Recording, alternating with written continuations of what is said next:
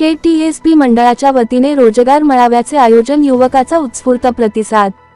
जिल्हा कौशल्य विकास केंद्राचा उपक्रम, कंपन्यांचा सहभाग, अनेकांना जागीच नोकऱ्या।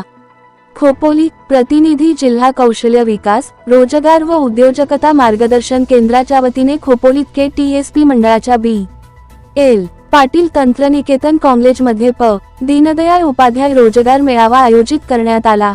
या मेळाव्यात खालापूर तालुक्यातील अनेक नामांकित कंपन्यांनी सहभागी झाल्या होत्या।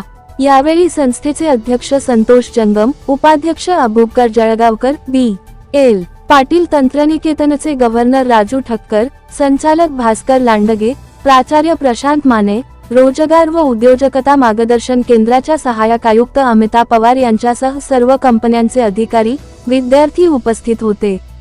पारख foods and oil limited, Alta laboratories, Sanyo special steel, Wartsila India private limited, Imagica world entertainment, L&T construction skills training institute, Prasol chemicals, Patanjali foods, Huhtamaki, JSW limited, Tata steel limited 19 कंपन्यांसाठी 614 रिक्त जागा भरण्यासाठी मुलाखती घेण्यात आल्या।